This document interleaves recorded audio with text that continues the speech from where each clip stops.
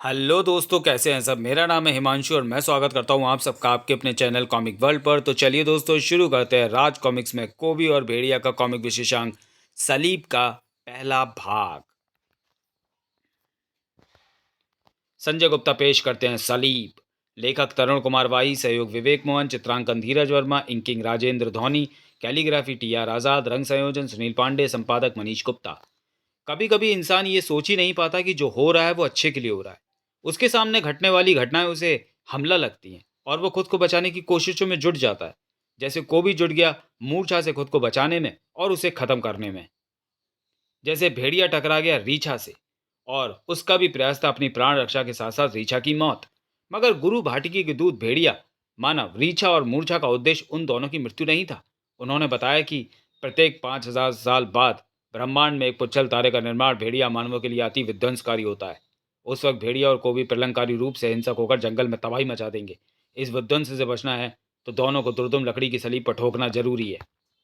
मगर दुर्दम वृक्ष की लकड़ी को तोड़ सकती थी केवल कोबी की प्रलंकारी गदा, पर वो किसी भी सूरत में पेड़ नहीं तोड़ेगा। भेड़िया और फूजो की बनाई योजना पर अमल शुरू हो गया। कोबी आ गया और भेड़िया भी आ गया। ठहर कोबी, जेन को मैं नीचे उतारूंगा। कोबी ने गदा मारकर वृक्ष की कई शाखाएं तोड़ डाली। दुर्दम की लकड़ी मिलते ही फूजो और भेड़िया की योजना पूरी हो गई। ताक!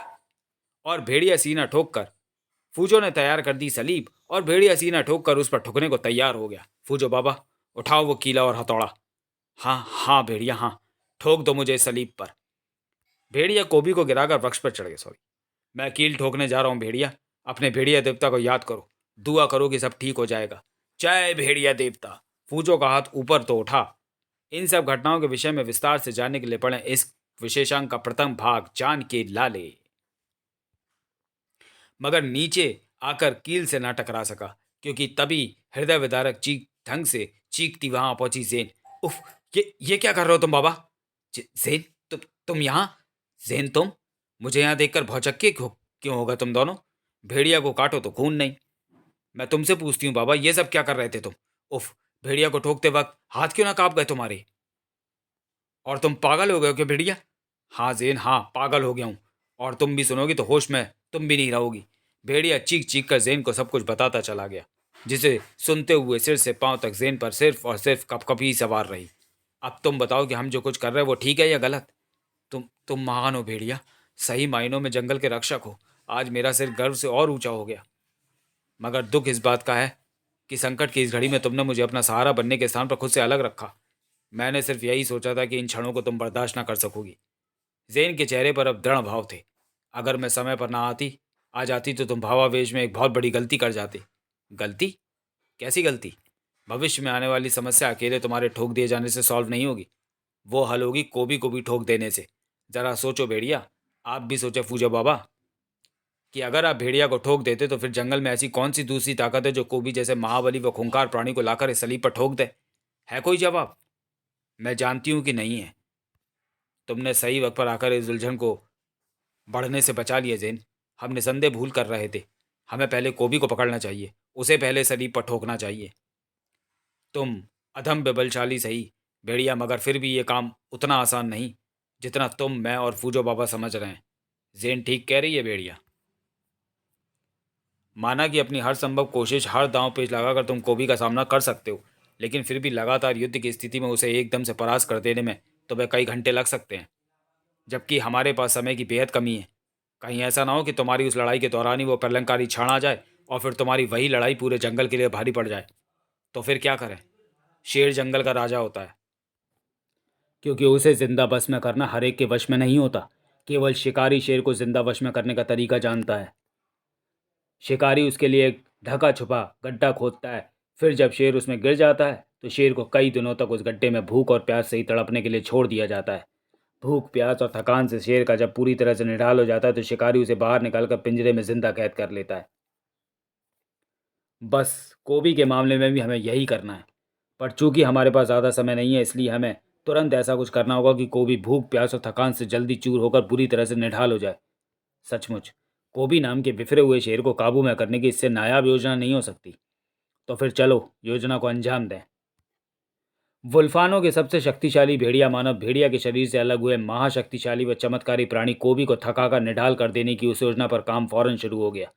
शुरुआत मेरा यह हाथी बाजू करेगा, जिसने आश्रम बनाने के लिए अपने साथियों के साथ मिलकर बड़े बड़े शहतीर उठाकर मेरे बाएं बाजू का काम किया था। तभी से मैं इसे बाजू कहता हूँ। बाजू को अच्छी तरह से समझा देना फूजो बाबा कि ये पूरे जंगल की जिंदगी और मौत का प्रश्न है। समझा दिया जैन। जा बाजू जा, अपना काम शुरू कर। लेकिन बाबा, मैं सोच रहा हूँ कि अगर हमारी ये कोशिश विफल हो गई तो हमारी ये कोशिश सफल होगी।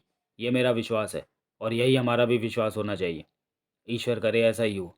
लेकिन हमें बाजू के अलावा भी कई शक्तिशाली चतुर व चालाक पशु पक्षियों की मदद लेनी होगी। लेकिन फिलहाल बाजू ने झरने के नीचे नहाकर निकले कोबी से उस शरारत की शुरुआत कर दी थी जो उसे थका मारने वाली थी। छपा। बाजू की उस हरकत के साथ कोबी की नस नस गुस्से से उभर आई। कीचड़? तूने मुझ पर कीचड़ उछाला? कोबी पर कीचड़ उछाला तूने? तूने क्या समझा हाथी है तो बच जाएगा? ठहर जा, तेरी ये सूंडी उखाड़ कर अलग कर दूंगा। उफ! बाजू उसे चकाने की पूरी तैयारी कर चुका था। सूंड मारकर भाग रहा है शैतान, अब तो तेरी हड्डियां भी तोड़ूंगा। भागने में बेचारा हाथी कोबी की गति का मुकाबला कैसे कर लेता? कोबी की गति को कम करना जरूरी था। गुस्ताख हिरणों, कोबी का रास्ता काट गए। लगता है सबकी मौत आज ही आ गई मेरे हाथों से। पर सबसे पहले उस गुस्ताख हाथी की सूंड तोड़ूंगा। कोबी में सबसे बड़ी कमी यही थी कि जब उस पर क्रोध हावी होता था तो फिर वो अपना आगा पीछा सब भूल जाता था। उसकी बुद्धि उस वक्त वृक्ष पर बनी किसी मचान पर रखी होती थी, जिसका परिणाम उसे भुगतना पड़ता था। क्रोध में अंधे हुए कोबी को झाड़ियों में छिपे हुए बाजू की अड़ंगी भी दिखाई ना दी। जब तक कोबी उठकर खड़ा होता, ओह, यह हरकत भी उसी दुष्ट हाथी की थी। कमबख्त मुझे अड़ंगी मारता है। कोबी आगे बढ़ने को हुआ ही था कि अरे ये क्या? उसका पाव उसका पाव किसी ने उसका पांव किसने जकड़ लिया था? आज जंगल का हर प्राणी उस शक्तिशाली का रास्ता रोकने के लिए छाती ठोक कर खड़ा होने को आतुर था। दुष्ट अजगर, तू भी आ गया मरने? उफ! पर फिलहाल तो वही कोबी की हड्डियां चटकाए दे रहा था। कोबी की शक्ति के आगे ज्यादा देर तक नहीं ठहर पाना था उसे। ये बात तो वो सैम भी जानता था। अब तू कहाँ जाकर गिरेगा और वहां तेरा क्या हाल होगा ये मुझे भी नहीं मालूम। शिश! बाजू उसे उत्तेजित कर रहा था। आ रहा हूं मोटे, तेरी तोद में भरा सारा मलबा अब मैं बाहर निकालकर मिट्टी में मिलाकर उसे कीचड़ बना दूंगा। लेकिन एक बार फिर बाजू से मात दे गया। उसने वृक्ष की उस लचीली किंतु मजबूत डाली को अपनी ओर खींचकर एक झटके से छोड़ा तो कोबी की आंखों के आगे सतरंगी सितारे नाच गए। ताक! वह आंखें खोल पाता कि बाजू की जबरदस्त टक्कर ने उसे तेज तूफानी झोंके की तरफ पीछे उछाल फेंका। था! अरे! ठीक उसी पल उस जबरदस्त भगदड़ ने कोबी के कान खड़े कर दिए। ओ ये क्या, इतने सारे? ये सब तो इधर ही आ रहे हैं। टुकुर टुकुर टुकुर टुकुर टुकुर, और मैं इन गैंडों के रास्ते में हूं। गैंडों से बचने के लिए कोबी पूंछ की मदद से वृक्ष पर झूलता चला गया। उफ! ये तो मुझे रौंदते हुए निकल जाते। मगर कोबी का दुर्भाग्य वहां भी उसकी राह देख रहा था। वृक्ष की उस शाख पर आते जाते हजारों लाल चींटे अपने रास्ते में आए उस व्यवधान से बुरी तरह से चिपट गए थे। कोबी के गले से निकली वह चीख उनके तेज डंकों का ही परिणाम थी। ओह, यहाँ तो चींटों की फौज है। मगर कुछ देर तक वैसे ही लटके रहना उसकी विवशता थी। आह आह आह! जल्दी निकलो कमबख्तों! ओह, निकल गए। कूद कोबी! उफ! कमबख्त चींटों ने काट काट कर बुरा हाल कर दिया है। चींटे पूंछ में घुसकर काट रहे हैं। इससे पहले कि ये मेरे पूरे शरीर में फैल जाएं, मैं पूंछ को झटक कर चींटों को अलग कर दूं। आ आ आ!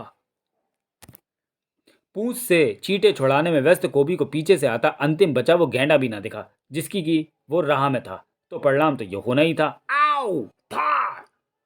मेरा गुस्सा बढ़ता जा रहा है। तो इसमें बेचारे जंगल के जानवर क्या करें? ची ची ची सक सक सक! ये तो साई कांटे बरसा रही है। बुरी तरह बौखलाया हुआ कोबी साई की ओर झपटा। ची ची ची ची! रुक जा, बिल में मत जा। मैं तुझे अपने पांव तले को चल दूंगा, दुष्ट साई। साई ने कोबी की बात भूल कर भी नहीं मानी। कोबी का गुस्सा उसके बिल पर ही उतरा। पर उससे क्या होता है? तुझे बिल में से खींच निकालूंगा कमबख्त, बाहर आ। साई तो चुपचाप दूसरी ओर से निकल गई। पर वो वृक्ष चुपचाप नहीं गिरने वाला था। अरे ये कैसे गिर गया? बाजू के नेतृत्व में खड़े उन हाथियों की ओर देखते ही कोबी जैसे सब कुछ समझ गया। अरे दुष्ट, तू मेरे पीछे क्यों पड़ा है? मुझसे तेरी क्या दुश्मनी है? मैं तो तेरे गन्ने के खेत में भी नहीं घुसा। दुश्मन की वजह कोबी को भला वो बेजुबान पहाड़ी क्या बता पाते। वजह जिन्हें मालूम थी, उनके चेहरे चिंता की घनी लकीरों से ओतप्रोत थे। बाबा, कहीं ऐसा ना हो कि जैसा हम सोच रहे हैं वैसा हो ही ना, कोबी थके ही ना। वो थकेगा। दुनिया में ऐसा कोई प्राणी नहीं होता जो कड़े शारीरिक श्रम के बाद थकता नहीं होगा। कोबी जैसे महाप्राणी को थोड़ी देर लग सकती है, मगर वो थकेगा। मैं अपनी चेष्टाएं और बढ़ाता हूँ। अब जमीनी हमले के साथ मैं उस पर हवाई हमला भी करवाऊंगा। ची ची ची ची ची। फूजो के निर्देश चीलों को मिलने लगे। शुरू हो गया हवाई हमला भी। ची ची ची ची ची। ओह, अब चीलें भी मुझ पर टूट पड़ी। आखिर आज ये मेरे साथ क्या हो रहा है? किस किस को मारूंगा? तुच्छ प्राणियों, मुझे गदा का आह्वान करने पर मजबूर मत करो। वृक्ष से टूट कर गिरी ये लकड़ी सही वक्त पर मेरे हाथ लग गई। अब इन चीलों के पंख तोड़ा दूंगा। ची ची ची। कोबी के वार से बचकर प्रहार करो। फूजो उनका नेतृत्व कर रहा था। कोबी कब तक लाठी की तरह घुमाता रहता उस लकड़ी को। उफ, ये तो पीछे हट हट कर रोड़ रहा है और बीच बीच में वार कर रहा है। ऐसे तो मैं बुरी तरह थक जाऊंगा और मेरे थक कर गिरते ये चीलें मुझे अपना भोजन बना लेंगी। ओह, तो ये योजना है इनकी। ओह, वह गुफा सही समय पर दिखी। मैं उधर ही भागता हूँ। चलो, चीलों से तो छुटकारा मिला, लेकिन अरे बाप रे। तो चलिए दोस्तों, वीडियो को यहीं समाप्त करते हैं और मिलते हैं सलीब के दूसरे भाग में अगले वीडियो में। तब तक के लिए धन्यवाद।